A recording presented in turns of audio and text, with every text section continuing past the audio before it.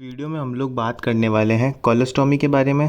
Colostomy के अंदर हम लोग इसकी डेफिनेशन, टाइप्स, इंडिकेशन और pre and post operative nursing care के बारे में बात करेंगे। सबसे पहले स्टार्ट करते हैं इसकी डेफिनेशन से। कोलोस्टॉमी क्या होता है? A surgically created opening between the colon and the abdominal wall to allow faecal elimination. यानी कि जो कोलोस्टॉमी होती है वो एक सर्जिकली क्रिएटेड ओपनिंग होती है कुछ इस तरीके से, जो कि इंटेस्टाइनल पार्ट के अंदर की जाती है ताकि जो भी हमारा स्टूल है या फीकल एलिमिनेशन है या फिर जो भी फूड है जो डाइजेस्ट नहीं हो पाया है उसको निकाला जा सके। आई होप आपको समझ आ गया होगा कोलोस्टॉमी क्या होता है। अब हम आगे चलते हैं इसकी इंडिकेशंस के ऊपर। Indications for colostomy. इंडिकेशंस क्या होते हैं, यानी कि जो कोलोस्टॉमी है, जो सर्जरी है, उसकी कहाँ कहाँ पर ज़रूरत पड़ती है, किन किन केसेस के अंदर कोलोस्टॉमी की जाती है, वो सब इंडिकेशंस के अंदर आ जाता है। स्टार्ट करते हैं इंडिकेशंस को। Infection of the abdomen such has perforation और एप्सिस। यानी कि अगर कोई भी एब्डोमिनल इन्फेक्शन है, परफोरेशन है या एप्सिस है तो उस कंडीशन के अंदर कोलोस्टॉमी की जाती है। इसी के साथ इंजरी ऑफ द कॉलन और रेक्टम। अगर कॉलन और रेक्टम में कोई भी इंजरी है तो उस केस के अंदर भी कोलोस्टॉमी की जाती है। इंटेस्टाइनल ऑब्स्ट्रक्शन है अगर किसी को तो वहाँ पर कोलोस्टॉमी की जाती है। रेक्टल और कॉलन कैंसर के केसेस में भी जो कोलोस्टॉमी है वो की जाती है। नेक्स्ट हम बात करेंगे टाइप्स ऑफ कोलोस्टॉमी की। कोलोस्टॉमी के अंदर जो पहला टाइप है वो है असेंडिंग कोलोस्टॉमी। असेंडिंग कोलोस्टॉमी क्या होता है? This colostomy has a stoma. Stoma मतलब होता है opening. That is located on the right side of the abdomen. यानी कि इसके अंदर जो ओपनिंग की जाती है वो राइट साइड की जाती है एब्डोमेन कैविटी के। The stool that drains from stoma is fluid, मशी और फीसिस। यानी कि यहाँ से जो भी स्टूल निकाला जाता है वो फ्लूइडी देखने को मिलता है। Transverse colostomy. ट्रांसवर्स कोलोस्टॉमी के अंदर जो स्टोमा है या जो ओपनिंग है वो की जाती है upper abdomen towards the middle और राइट साइड। जो अपर एब्डोमिनल पार्ट होता है उसके मिडल में या राइट साइड में ओपनिंग की जाती है और वहाँ से स्टूल को ड्रेन किया जाता है। यहाँ से जो स्टूल ड्रेन किया जाता है वो हमें देखने को मिलता है लूज और सॉफ्ट। नाउ अगर आगे चल के हम बात करते हैं डिसेंडिंग और सिग्मोइड कोलोस्टॉमी के बारे में। डिसेंडिंग और सिग्मोइड कोलोस्टॉमी क्या होता है? This colostomy has a stoma or opening that is located on the lower left side of the abdomen. The stool that drains from this stoma is solid. यहाँ से जो स्टूल को drain किया जाता है वो सॉलिड देखने के अंदर मिलता है। अब हम लोग एक डायग्राम से समझेंगे असेंडिंग, डिसेंडिंग और जो हमारे पास ट्रांसवर्स है वो किस तरीके से होता है। असेंड जो हमारे पास ट्रांसवर्स होता है कोलोस्टॉमी उसकी ओपनिंग कुछ यहाँ पे की जाती है और जो असेंडिंग कोलोस्टॉमी होती है उसकी ओपनिंग राइट साइड में की जाती है एंड जो डिसेंडिंग होता है उसकी यहाँ पर लेफ़्ट साइड में आपको देखने को मिलती है। नेक्स्ट हम बात करेंगे प्री ऑपरेटिव नर्सिंग केयर के बारे में। यहाँ पर जब कोलोस्टॉमी की जाती है उस केस के अंदर नर्स के ऑपरेशन से पहले क्या क्या रोल होते हैं वो हम प्री ऑपरेटिव नर्सिंग केयर के अंदर पढ़ेंगे। स्टार्ट करते हैं। जो नर्स का पहला रोल होता है यहाँ पर वो होता है prepare the patient for general abdominal surgery. General abdominal surgery के लिए पेशेंट को प्रिपेयर करना है। Administer replacement fluid.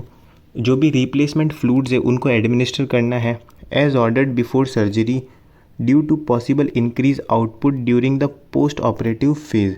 ताकि जो पोस्ट ऑपरेटिव फेज़ होगा, सर्जरी के बाद का जो टाइम होगा उसके अंदर जो आउटपुट रहे फ्लूइड का वो मिनिमम रहे।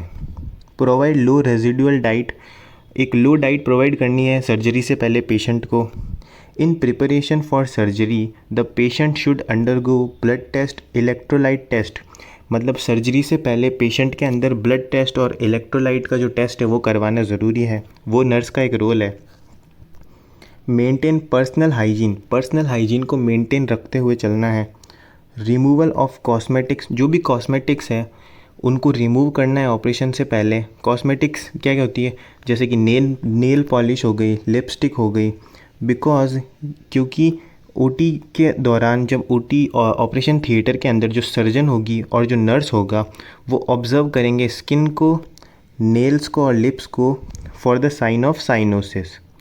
साइनोसिस क्या होता है? साइनोसिस जो होती है वो एक ऐसी कंडीशन होती है जहाँ पे जो आपके नेल्स होते हैं और स्किन होती है वो ब्लूइश कलर की देखने को मिलती है और ग्रेइश कलर की देखने को मिलती है because of reduction of oxygen in blood के अंदर ऑक्सीजन की कमी की वजह से। नेक्स्ट जो है provide OT clothes to patient. Patient को जो ऑपरेशन थिएटर के क्लोथ्स है वो प्रोवाइड करवाने हैं। Send the patient to the operation theatre with all records on a wheelchair and status. Patient को ओटी भेजा जाता है सारे रिकॉर्ड्स एंड रिपोर्ट्स के साथ। नेक्स्ट जो अब हम बात करेंगे पोस्ट ऑपरेटिव नर्सिंग केयर के बारे में। ऑपरेशन कंप्लीट होने के बाद नर्स के क्या क्या रोल रहते हैं। जो फर्स्ट है हमारे पास वो है मॉनिटर द फॉलोइंग। कुछ चीज़ें होती है जिनको मॉनिटर करने का काम होता है नर्स का, जैसे level of consciousness, skin colour, surgical dressing, bleeding और सॉकेज। ब्लीडिंग हो रही है नहीं हो रही है पेशेंट को सर्जिकल साइड पे, वो नोटिस करना भी नर्स का एक रोल होता है। इसके अलावा नेक्स्ट है provide safe and comfortable position. Patient को एक सेफ़ और कंफर्टेबल पोजीशन प्रोवाइड करानी है, सच है supine position. Turns head one side prevent post operative secretion. जिस साइट पे सर्जरी हुई है उसकी जो अपोजिट साइड है वहाँ पे पेशेंट को टर्न करवाना है ताकि ब्लीडिंग के चांसेस कम रहे। नेक्स्ट है check fluid and electrolyte balance and maintain input output chart. यानी कि जो फ्लूइड और इलेक्ट्रोलाइट का बैलेंस है वो मेंटेन करके चलना है और इनपुट एंड आउटपुट चार्ट को मेंटेन करके चलना है। नेक्स्ट हम बात करेंगे अगले मैनेजमेंट की। Encourage patient to do active and passive exercise. Patient को इनकरेज करना है ताकि माइल्ड एक्सरसाइज परफॉर्म की जा सके। Assess stoma every shift for colour and record finding.